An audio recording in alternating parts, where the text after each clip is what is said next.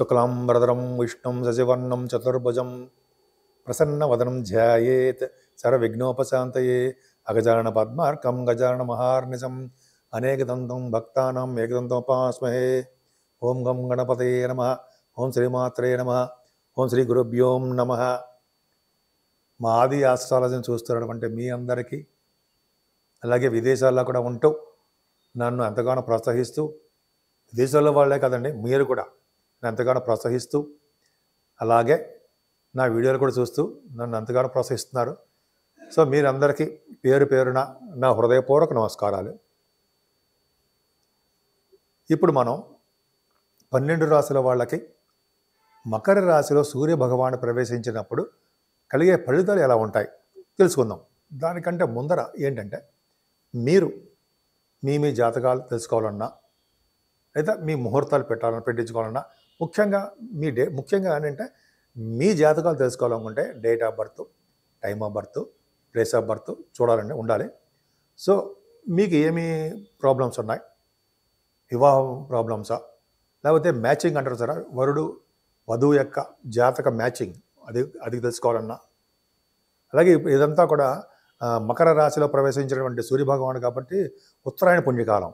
ఈ పుణ్యకాలంలో వివాహ శుభకార్యాలు జరుగుతాయి. వివాహాలు, ఉపనయనాలు, అలాగా గృహప్రవేశాలు, ఇలాగ అన్నీ మంచి మంచి కార్యక్రమాలు జరుగుతుంటాయండి. ఒకవేళ మీరు మా ఆది ఆస్ట్రాలజీ తరపున, నేను మీ వాడ్రే ఆదినారాయణరావు, మీరు నాకు పంపిస్తే మీ డీటెయిల్స్ కానీ ఏమైనా మీకు తెలుసుకోవాలనుకుంటే, అది ముహూర్తాలు కావాలన్నా ఇవన్నీ తెలుసుకోవాలనుకుంటే మీరు నాకు పంపిస్తే నేను తప్పకుండా ముహూర్తాలు పెట్టడం కానీ, మీ జాతకాలు చూడడం కానీ అవన్నీ చూస్తానండి. నాకు 35 సంవత్సరాల అనుభవం ఉంది. నేను కాస్ట్ అకౌంటెంట్ అయినా, CMA చేశాను, అకౌంట్స్ ఆఫీసర్గా గవర్నమెంట్ ఆర్గనైజేషన్ చేశాను. ఆ పక్క పెడితే నాకు కొద్దో గొప్ప దీంట్లో కొద్దిగా అనుభవం ఉంది కాబట్టి మీకు కావాలనుకుంటే, ముహూర్తాలు పెట్టించాలనుకుంటే నాకు ఫోన్ చేయండి. ఒకవేళ నేను షూటింగ్స్లో ఉంటే నేను ఫోన్ లిఫ్ట్ చేయలేకపోవచ్చు, సైలెంట్లో ఉంటుంది. మీరు మీ కింద నెంబర్కి ఫోన్ చేసినా అయితే మీకు వాట్సాప్ నెంబర్ కూడా ఉంటుంది. వాట్సాప్లో మెసేజ్ పెట్టినా నేను మీకు ఏమి కావాలో అనేది దాంట్లో రాయండి. రాస్తే నేను తప్పకుండా ఈ షూటింగ్స్ అన్నీ అయిపోయిన తర్వాత కూడా నేను ఫోన్ చేసి మిమ్మల్ని పలకరిస్తాను. మీకు ఏం కావాలో కూడా అడుగుతాను. సో మీకు ఏమైనా కావాలనుకుంటే ఈ కింద నెంబర్కి ఫోన్ చేయండి. ఇప్పుడు మనం మకర రాశిలో సూర్యభగవానుడు ప్రవేశించినప్పటి నుండి 12 రాశుల వాళ్ళకి ఎలా ఉండబోతోంది, బ్రహ్మాండంగా ఉండబోతుందండి. అంటే సూర్యభగవానుడు యొక్క పవర్ ఎలా ఉంటుంది, జనవరి నుంచి ఇలా ఉండబోతోంది తెలుసుకుందాం. ఈ సూర్యభగవానుడు అంటే మకర రాశిలోకి 14వ తారీఖు జనవరి నుంచి మకర రాశిలో ప్రవేశిస్తాడు. 12వ తారీఖు ఫిబ్రవరి వరకు కూడా మకర రాశిలోనే ఉంటాడు ఆయన. సో ఈ మకర రాశిలో ఉండడం వల్ల 12 రాశుల వాళ్ళకి ఫలితాలు ఎలా ఉంటాయో తెలుసుకుందాము. తులారాశి వాళ్ళకి సూర్యభగవానుడు మకర రాశిలో ప్రవేశించడం వల్ల ఎలా ఉంటుంది. ఈయన పాపి అంటే 11వ ఇంటి వాడు అవుతాడు. ఆయన మీకు మంచివాడు కాదు, నెలపిక అవుతాడు. సరే, ఆయన చతుర్థ భావంలో మకర రాశిలో జనవరి 14వ తారీఖు నుంచి 2025 జనవరి 14వ తారీఖు నుంచి మకర రాశిలోకి వస్తాడు. ఆయన ఇచ్చే ఫలితాలు ఎలా ఉండబోతున్నాయో ఇప్పుడు మనం తెలుసుకుందాం.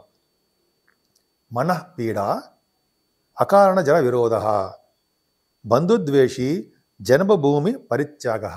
అంటే ఏంటంటే, చతుర్థంలో రవి ఉండడం వల్ల మనఃపీడ, మనస్సు అంతా పీడ. అంటే పీడ అంటే మనసులందు పీడ ఉంటుందండి. పీడ అంటే చెడు ప్రాబ్లమ్స్ ఉండడానికి అవకాశం ఉంది. మనసులో ఉంది కానీ శరీరంలో ఉంది కానీ, మనస్సు అంటే మనస్సు అనమాట. శరీరము, మనస్సు, ఇంట్లోనూ కొద్దిగా ప్రాబ్లమ్స్ రావడానికి, కొద్దిగా చికాకులుగా ఉండడానికి అవకాశం ఉంటుంది. అకారణ జన విరోధ అంటే అకారణంగా ప్రతి వాళ్ళతోనూ మీరు తగాదాలు పెట్టుకుంటారు. అది మిమ్మల్ని విమర్శిస్తున్నట్టు, మిమ్మల్ని ఏదో చేస్తున్నట్టు మాత్రం కాదు. ఎవరిని ఉద్దేశం చెప్తుంది కాదండి, తెలుసుకోవడం మాత్రం వరకే చెప్తాను. అంటే ఏంటంటే, జనరల్గా అకారణ జన విరోధ అంటే అకారణంగా జనాలతోటి ఏం కారణం లేకుండానే ప్రజలతోటి విరోధం తెచ్చుకుంటారు మీరు. బంధుద్వేషి, బంధువులు అంటే మన బంధువులు, చుట్టాలు అంటాం కదా, వాళ్ళన్నా కూడా మనకి పడదు, అంటే ద్వేషిస్తూ ఉంటాం. అలాగే జన్మభూమి పరిత్యాగ అంటే ఏంటంటే, పుట్టిన ప్రదేశం నుండి మనం విదేశాలకు వెళ్ళడము, దూర ప్రాంతాల్లో ఉండడం జరుగుతుంది. అంటే పుట్టిన ఊరి ప్రదేశాన్ని విడిచిపెట్టేవాడు అంటాం అనమాట. అలాగే తల్లిగారితో కూడా విభేదాలు రాగలవండి.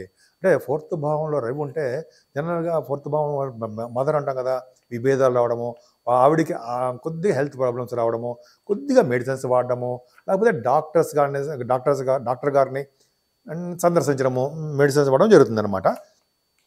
జనరల్గా ఫోర్త్ భావంలో కనుక రవి ఉండడం వల్ల వ్యవసాయం ఇష్టపడుతుంటారండి. విద్యలో కూడా ప్రగతి సాధించడానికి అవకాశాలు మాత్రం ఇస్తాడు సూర్యభగవానుడు. విద్యలో ఆటంకాలు మాత్రం కలిగించాడు ఆయన. అలాగే కొద్దిగా కొద్దిగా రోగాలంటే కొద్దిగా హెల్త్ ప్రాబ్లమ్స్ ఇవ్వడానికి అవకాశం ఉంది. కానీ ఈయన వాహనాలని, భూయోగాన్ని కూడా ఇవ్వడానికి మాత్రం అవకాశాలు ఉన్నాయండి. వ్యవసాయదారులకు మాత్రం చాలా బాగా పంటలో నష్టం రాకుండా లాభాలు రావడానికి అవకాశం ఉంది. ముఖ్యంగా ఈ తులారాశి వాళ్ళు ఏం చేస్తారంటే 14వ తారీఖున పుణ్యకాలం, పుణ్యప్రదం. ఏంటి, మకర రాశిలోకి సూర్యభగవానుడు వెళ్ళడం వల్ల మకర సంక్రమణము అంటారు. మకర రాశిలో వెళ్తాడనమాట. అది పుణ్యకాలం, పుణ్యప్రదం. ఆ రోజు నుంచి ఉత్తరాయణ పుణ్యకాలం స్టార్ట్ అవుతుంది మకర రాశిలో 14వ తారీఖున. అంతే ఆ రోజు మీరు తులారాశి వాళ్ళు చేయవలసింది ఏంటంటే స్నానాలు. దగ్గరలో ఏ నది ఉంటే ఆ నది స్నానాలు. కానీ మనకు అవకాశం ఉంటే చాలామంది గంగా స్నానము, సరయూ స్నానము, యమునా నది స్నానము, త్రివేణి సంగమ స్నానం. ఆ రోజు చూడండి, త్రివేణి సంగమంలో ఎంతోమంది స్నానాలు చేస్తారు. ఎందుకని అంటే తెలుసు కదా, మనకి 3 నదుల యొక్క కలయిక మన గంగా, యమున, సరస్వతి అంటాం కదా, ఆ కలయికే త్రివేణి సంగమం. అందుకే అక్కడ చేస్తే మాత్రం మరింత పుణ్యఫలాన్ని ఇస్తాయని శాస్త్రం చెప్తుంది. అంతేకాదండి, ఆ స్నానాలు చేసేటప్పుడే స్నానం అయిపోయిన తర్వాత సరే మనం అక్కడ స్నానం చేయలేము, మన ఇంట్లోనే దగ్గర ఉన్న నదుల్లో స్నానాలు చేద్దాం. అక్కడ కుదరకపోతే ఇంట్లోనే చేద్దాం. తెల్లవారుజాము చేయొచ్చు. ముందర నది స్నానాలు చేసే వాళ్ళకి ఎవరికైనా సరే అర్ఘ్యం, సూర్యభగవానికి అత్యంత ఇష్టమైనదంటే అర్ఘ్యం. అర్ఘ్యం ఏంటంటే దోశల నిండా నీళ్లు తీసుకొని వీలుంటే ఎర్రని పుష్పాలు అందులో వేసి 11 సార్లు స్వామికి, సూర్యభగవానికి 11 నామాలు జపించిన, లేదా ఓం సూర్యాయ నమః, ఓం సూర్యాయ నమః, ఓం సూర్యాయ నమః అని సూర్య భగవానికి అర్ఘ్యం ఇచ్చిన, అయితే గాయత్రి మంత్రంతో తెలుసు కదా, ఓం భూర్భువస్వః తెలుసు కదా మీకు, తత్సవితుర్వరేణ్యం, అవి చేస్తూ మనం 11 సార్లు అర్ఘ్యం ఇస్తే ఎంతో పుణ్యం, ఎంతో సంతోషిస్తాడు ఆయన. సూర్య భగవానుడు నమస్కార ప్రియుడు, ఆరోగ్య ప్రదాత, ఐశ్వర్య ప్రదాత. ఎప్పుడు మనం ఆనందంగా, యాక్టివ్గా, డైనమిక్గా, ఉత్సాహంగా ఉండాలంటే సూర్యభగవాను ఆరాధన ఒక్కటే. అది మీకు తెలియదు కాదు. సరే, అది పక్క పెడదామండి. ముఖ్యంగా దేవాలయాల సందర్శన. దేవాలయాలు ఈరోజు ముఖ్యంగా చాలా దేవాలయాలు సందర్శించవచ్చు. అయ్యప్ప స్వామి దేవాలయం కూడా సందర్శించాలి. ఎందుకంటే ఈరోజు మకర జ్యోతి దర్శనం కూడా ఉంటుంది. ఈ రోజునే 14వ తారీఖు. సరే, దానికంటే ముందర సూర్యభగవాను గురించి చెప్పుకుంటాం కాబట్టి సూర్యభగవాను దేవాలయాలు సందర్శించడం అంటే ముఖ్యము. సూర్యభగవాను దేవాలయం సందర్శించిన, సూర్యభగవాను దేవాలయంలో అంటే శుభ్రపరిచిన అంటారు సరే, ఆ శుభ్రపరిచినా కూడా చాలా పుణ్యం. మనం షై ఫీల్ అవ్వకూడదండి. ఎవరో ఏదో అనుకుంటారు, ఏదైనా అదేం పక్క పెడతాం. ఎందుకంటే జనరల్గా స్కావెంజర్స్ కూడా మనకి ఎవరు కూడా మనం శుభ్రం చేస్తా ఉన్నా, అలా మనం శుభ్రం చేయడం అంటే నీట్గా తుడవడము, ఏదో ఒక చోట మనం శుభ్రం చేయడం చేస్తే అది సామాన్యమైన ఫలితాలు ఇవ్వదండి, అద్భుతమైన ఫలితాలు. ఆ పుణ్యం అంటే 14వ తారీఖు ఒకరోజు పుణ్యం అని కాదు, ఆ రోజు ఎప్పుడైనా సరే, ఎప్పుడు దేవాలయాలకు వెళ్ళినా మీరు మన వంతు సహాయంగా తుడవడం, శుభ్రం చేయడం, ఎక్కడో చోట బంద్ చేస్తే అది మన పిల్లలు కూడా వృద్ధి కలిగిస్తుందండి. సరే, అది పక్క పెడదాం. అంతేకాకుండా మీ తులారాశి వాళ్ళు దానాలు ఏం దానం చేస్తాం? ఒకటి ఉన్నవాళ్ళైతే బంగారం, కొద్దిగా బంగారం. సూర్యభగవానికి చాలా ఇష్టం. వేద పండితులు కానీ, సద్బ్రాహ్మణులు కానీ మీరు బంగారం దానం చేయడం వలన స్వర్గలోక ప్రాప్తి, లేకపోతే బ్రహ్మలోక ప్రాప్తి, అంటే మంచి మంచి లోకాలకు వెళ్తారని శాస్త్రం చెప్తోంది. మన గురువుగారు కూడా చెప్పారు. సరే, అది పక్కన పెడితే బంగారం దానము, వస్త్రాలు, వెండి, అన్నదానము, స్వయంపాక దానము, పళ్ళు, ఏదైనా సరే అండి, ఏ చిన్న వస్తువు దానం చేసినా అత్యంత ఫలప్రదమైనది, పుణ్యప్రదమైనది. సరే, ఈ విధంగా చేయడం ఒకటండి. ఈ విధంగా చేస్తూ మనం ఈ రోజంతా కూడా స్వామి యొక్క సన్నిధిలో ఉండి, ఈ రోజంతా కూడా అంటే మనకు ఉన్నంతసేపు స్వామి సన్నిధిలో ఉండి స్వామి యొక్క ఆశీస్సులు తీసుకోవాలి. ఈ మన కన్యారాశి వాళ్ళకి సూర్యభగవానుడు 4వ భావంలో ఉన్నంతకాలం అంటే నెలల పాటు ఉంటాడు. మీకు మంచి చేయాలని సూర్యభగవాన్ నమస్కార ప్రియుడు. మనం ఏం చేయలేకపోయినా సరే సూర్యభగవాన్ నమస్కారం చేయడం వల్ల ఆరోగ్య ప్రదాత, ఐశ్వర్య ప్రదాత. మీకు చెప్పిందే ఈ విధంగా సూర్యభగవాన్ని నమస్కారం చేయడం వల్ల, సూర్యభగవాన్ని ఆరాధించడం వల్ల మంచి ఫలితాలు ఉంటాయండి, అందులో సందేహం